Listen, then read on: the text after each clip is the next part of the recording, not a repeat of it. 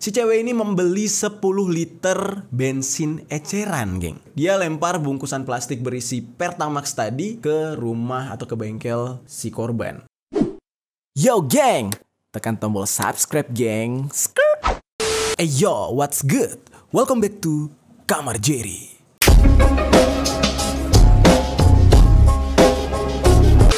Geng, baru-baru ini terjadi sebuah kejadian yang amat memilukan, geng. Ini disebabkan oleh percintaan, di mana kasus ini melibatkan pasangan yang akhirnya sakit hati gitu ya. Salah satu dari mereka sakit hati dan terjadi sebuah pembakaran rumah yang berakibatkan pembunuhan gitu ya. Nah, seorang dokter yang berinisial MA, dia menjadi tersangka kasus pembakaran rumah terhadap pacarnya, terhadap keluarga pacarnya nih, geng. Rumah yang dia bakar itu terletak di Jalan Cemara Raya, Kecamatan Cibodas, Tangerang, Banten. Dokter wanita ini berumur 30 tahun dan dia sengaja membakar rumah tersebut. Ya mungkin memang pada awalnya nggak berencana membunuh. Namun di tempat tersebut yang dikatakan ini tempatnya adalah bengkel gitu ya, sekaligus rumah tinggal, itu ditempati oleh keluarga besar, keluarga pacarnya, orang tua dari pacarnya, serta adik-adik dari pacarnya gitu. So otomatis ketika dia membakar rumah tersebut atau bengkel tersebut, seisi rumah ikut terbakar dengan manusia-manusianya, geng. Korban kebakaran yang tewas di tempat tersebut itu yang pertama ayah dari pacarnya, udah gitu pacarnya sendiri, serta ibu dari pacarnya. Nah, ada dua orang yang selamat, yaitu adik-adik daripada pacarnya ini, dimana adik-adiknya ini nekat menerobos api, geng, dan mengalami luka bakar yang cukup serius dalam kejadian itu, geng. Diketahui nih, si cewek ini membakar rumah atau sekaligus bengkel ini ya lantaran sakit hati, dimana dia itu kondisinya itu sedang hamil. Nah, statusnya sedang hamil, namun ketika dia meminta si cowoknya bertanggung jawab, si cowoknya ini ternyata nggak mau bertanggung jawab gitu. Nah, sebenarnya bukan cowoknya yang gak mau bertanggung jawab. Si cowoknya ini sempat nanya gitu ke orang tuanya, ke orang tua kandungnya, sekaligus korban juga ya dalam kasus pembakaran ini. Dia nanya, gimana kalau aku menikahi si pacarku ini gitu ya. Awalnya dia gak ngasih tahu nih, geng, kalau ceweknya ini hamil gitu. Nah, ini menurut keterangan korban yang selamat ya, dua adiknya ini. Awalnya dia tidak memberitahu kalau dia sudah menghamili si pacarnya ini. Sontak aja orang tuanya ini nggak merestui kalau si cowok ini menikah dengan si dokter gitu, geng. Nah, sampai pada akhirnya si dokter ini cekcok gitu sama cowoknya ini karena lantaran gak mau tanggung jawab gitu kan. Ketika dia cekcok gitu ya, bener-bener adu mulut yang menyebabkan tetangga itu pada tahu gitu. Jadi tetangga juga pada curiga. Jadi pas dia teriak-teriak itu tetangga denger gitu ya, oh kasusnya hamil gitu. Sampai bener-bener jadi gosip tetangga gitu, geng.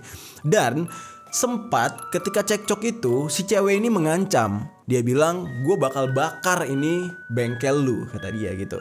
Gue bakal bakar ini bengkel lu, katanya. Rumah lu ini bakal gue bakar, katanya gitu. Nah, awalnya si cowoknya itu ngomong ya, bakar aja silakan kalau berani gitu. Awalnya kan aja dia nganggapnya kayak ya cuman cewek emosi gitu ya, emosi sesaat, paling juga nggak akan dibakar gitu. Ya cuman ngancem-ngancem doang gitu, gertak-gertak sambel doang gitu awalnya mikirnya. Nah, sampai akhirnya si cewek ini cabut menggunakan mobil pribadinya, meninggalkan bengkel tersebut. Nah, barulah pada malam hari dalam kondisi seisi rumah dan bengkel itu sudah istirahat ya. Ibaratnya kondisinya tuh nyokap bokap si cowok udah istirahat dan adik-adiknya juga udah istirahat gitu ya, tertidur gitu.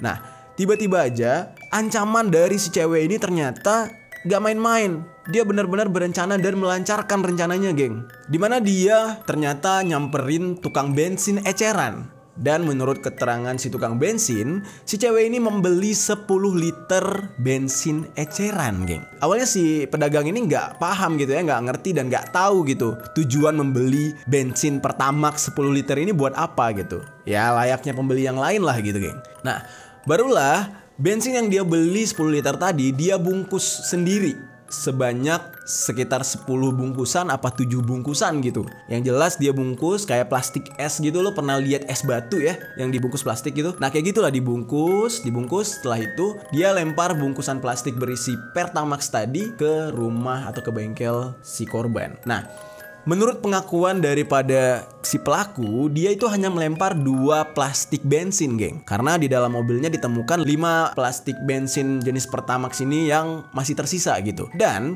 dia bilang dia tidak membakar, dia hanya melempar plastiknya. Namun tiba-tiba aja ada api yang muncul. Nah, gue juga aneh nih, apa mungkin dari plastik Pertamax yang dia lempar itu mengenai bohlam kali ya, atau mengenai sesuatu yang panas gitu sampai akhirnya menghasilkan api. Ya, bisa jadi kayak gitu ya, geng. Nah, lalu bagaimana nih dengan 2 orang yang bisa selamat? Kenapa tidak bisa selamat semuanya? Nah, ternyata 2 orang adiknya yang selamat ini berhasil memanjat ke lantai 3 ruko atau bengkel tersebut. Nah, ketika dia memanjat, dia berhasil keluar gitu ya, lompat ke bangunan yang lain, walaupun mereka juga mengalami luka bakar. Sementara kakaknya alias si pacar si pelaku ini bersama 2 orang tua mereka itu terlambat untuk mengikuti mereka karena api terlalu cepat merambat atau melahap ruko tersebut gitu, sampai akhirnya mereka tewas terbakar gitu ya. Bener-bener tragis meninggalnya. Nah, belakangan barulah diketahui, geng, ternyata apa yang dilakukan oleh si pelaku atau perempuan ini terkesan terburu-buru, geng. Kenapa? Karena dia belum memberitahu orang tuanya kalau si cewek hamil. Jadi ketika si cowok ini meminta izin atau meminta restu dari orang tuanya untuk menikahi si cewek, dia tuh cuman minta restu biasa gitu, kayak ngomong saya mau nikahin pacar saya nih mah, pah gitu. Ternyata emaknya nggak ngizinin. Nah, barulah pada akhirnya 1 hari sebelum kejadian pembakaran, si cowok ini ngasih tahu ke nyokapnya kalau si cewek itu sudah keburu hamil alias tekdung gitu ya. Barulah pada akhirnya malam 1 hari sebelum kejadian itu, si orang tua ini ngasih tahu gitu ke anaknya, ya udah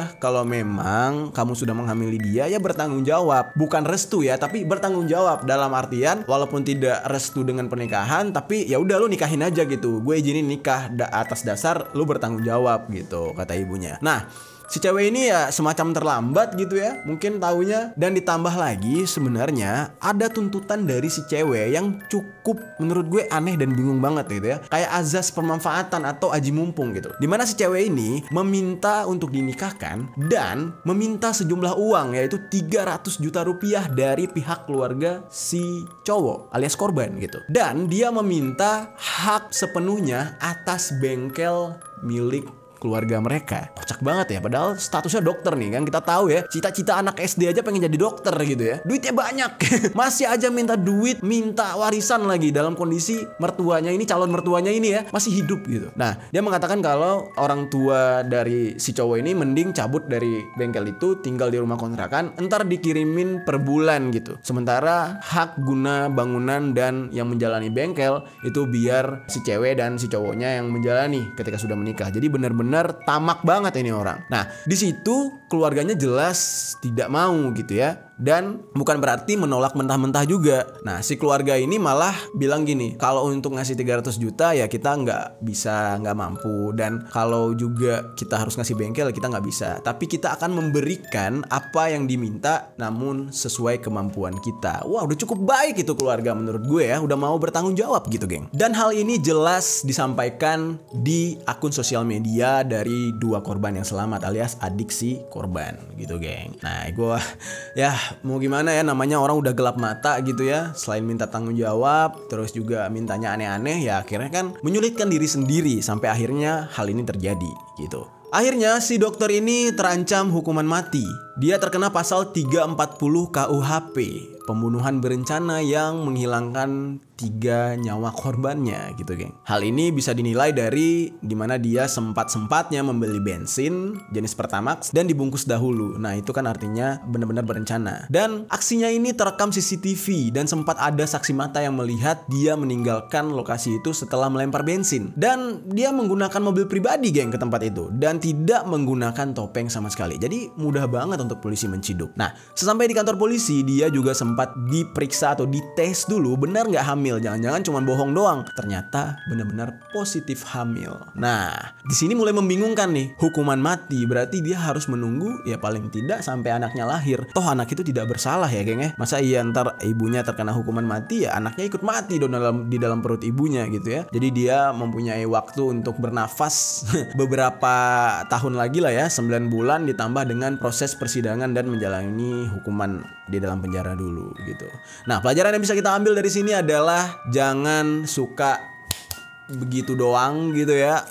Anu-anu gitu ya, kalau di kamar Jerry nyebutnya anu-anu gitu ya. Jangan suka anu-anu doang tapi tanggung jawabnya enggak gitu. Emang enak sih ya, nggak lama lah ya, apalagi orang Indo paling 15 menit 20 menit enaknya. Tapi setelah itu sengsaranya bertahun-tahun. Kenapa gue bilang sengsara? Bukan berarti punya anak itu sengsara, enggak. Kalau lu belum dalam status siap untuk merawat atau membesarkan keturunan, itu bakal sengsara. Nah makanya sebelum bener-bener gitu ya, persiapan dulu secara finansial, batin, mental itu harus siap dulu, geng. Kalau enggak ya berakhirnya akan seperti ini. Ya kan? Oke, cukup seru ya pembahasan kita ya. Gila, di Indonesia tuh orang-orangnya berani banget sih. Kalau ngomong kasus-kasus pembunuhan, bacok-bacokan, bakar-bakaran, kayaknya nggak cuman ini gitu ya terjadi ya. Banyak banget gitu. Nah, kita coba beralih atau melihat kasus di negara lain, yaitu kasus di Thailand. Ini terjadi pada seorang aktor yang menusuk pacarnya hingga 20 kali tusukan sehingga pacarnya tewas seketika, geng. Seorang yang bernama Toi Tanapat ramai diperbincangkan oleh warganet, terlebih oleh penggemar drama Thailand nih, geng. Toi ini dikenal setelah membintangi sebuah drama yang berjudul Why Are You? Dan dia juga bisa dikatakan adalah seorang senior di dunia hiburan Thailand gitu ya. Namun, hal yang sangat panas atau berita sangat panas datang bukan karena karirnya nih, geng, kali ini. Kali ini datang justru dari skandalnya dia. Aktor 21 tahun ini dikabarkan telah membunuh kekasihnya nih, geng. Ceweknya dibunuh dengan cara dibacok atau ditusuk sebanyak 20 tusukan hingga tewas. Dan polisi berhasil meringkus pria ini di sebuah townhouse yang terletak di Bangkok, Thailand pada dini hari. Saat ditangkap, pakaiannya itu masih sama dengan pakaian yang dia unggah atau dia upload di Instagramnya gitu ya. Toi ini dengan si korban alias pacarnya ini sama-sama selebriti yang terkenal gitu. Nama dari pacarnya ini adalah Katsaran Suwanakit. Nah, mereka ini sama-sama punya penggemar yang sangat banyak. Dikabarkan sebelum kejadian pembunuhan ini, mereka itu sempat cekcok dulu, geng, bertengkar terlebih dahulu sampai akhirnya terjadilah pembunuhan ini. Nah, kronologi lengkapnya itu ya, pada awalnya itu mereka sempat minum bir bareng di townhouse pada pukul 10 malam. Nah, dia itu punya panggilan sayang buat si kekasihnya ini, yaitu Pim. Lalu setelah itu mereka naik ke lantai 2 dari townhouse tersebut. Di situ tiba-tiba saja terjadi pertengkaran ya, mungkin karena kebanyakan alkohol kali ya, geng, jadinya mabok, akhirnya bertengkar gitu ya. Ketika mereka bertengkar, mereka mempertengkarkan masalah pekerjaan sampai akhirnya benar-benar terjadi emosional tinggi gitu antara keduanya. Sampai si korban alias si cewek meminta Toi ini untuk mengemasi barang alias ambil barang lu dan lu cabut dari rumah ini atau dari townhouse ini gitu ya. Benar-benar diusir gitu. Dan dalam posisi itu dia terus maki-maki si pelaku alias si Toi ini, geng. Namun menurut pengakuan dari pelaku alias Toi ini, katanya dia itu nggak berencana untuk membunuh si pacarnya. Namun justru si pacarnya inilah dalam kondisi amarah dan marah banget, mungkin juga terpengaruhi alkohol, pergi ke dapur mengambil pisau.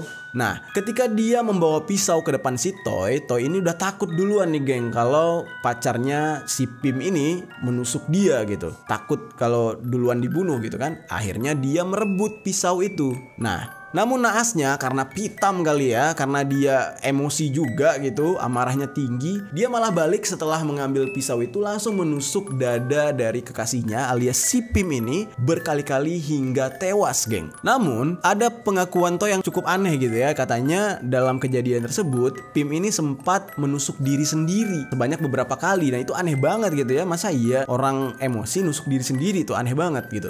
Nah, sampai akhirnya tim forensik yang menyelidiki kasus ini tiba di TKP menemukan jasad atau mayat dari Pim ini dalam keadaan terbujur kaku dan bersimbah darah. Ketika diperiksa ada sekitar 20 tusukan tepatnya di dada dan di bagian tubuh yang lain, serta sebilah pisau kecil yang sudah berlumuran darah, geng. Dalam kejadian ini Toi menunggu kedatangan polisi dengan penuh ketakutan dan panik gitu. Dan ketika polisi datang ke tempat tersebut, dia langsung menyerahkan diri dan dia memberikan keterangan dan mengakui kesalahan karena telah membunuh pacarnya dikarenakan cekcok tersebut. Emosi dengan penuh amarah banget gitu ya karena pertengkaran itu. Dan sekali lagi gue tekankan, ini bisa jadi karena di bawah pengaruh alkohol, geng. Nah, Lalu akhirnya pengadilan memproses kasus ini, naik sidang nih geng. Yang kocaknya adalah Toy ini melalui pengacaranya meminta pembebasan bersyarat dengan jaminan. Aneh banget ya, udah membunuh terus minta pengajuan pembebasan gitu ya. Dan dia berjanji tidak akan kabur. Namun pihak kepolisian menekankan mereka ingin Toy ini tetap ditahan. Tidak ada kata pembebasan dengan bayaran berapapun, dengan status keartisan bagaimanapun gitu geng. Nah akhirnya pihak pengadilan, pihak hakim gitu memutuskan kalau Toy ini tetap ditahan dan tidak ada ampun gitu. Tidak ada pembebasan dengan jaminan apapun gitu geng. Nah pada akhirnya pengadilan Minburi memutuskan untuk memenjarakan Toy ini dengan periode 12 hari pertama dulu geng. Jadi mungkin proses persidangannya masih terus berlanjut. Nah belum diketahui nih akhirnya Toy ini bagaimana. Sama dengan dokter yang sebelumnya kasus di Indonesia itu akhirnya bagaimana. Belum ada keputusan. Kita tunggu aja keputusan selanjutnya. Geng gimana? Dari dua kasus ini apa yang bisa kita ambil pelajarannya nih menurut kalian? Kalian boleh tinggalkan komentar di bawah ya.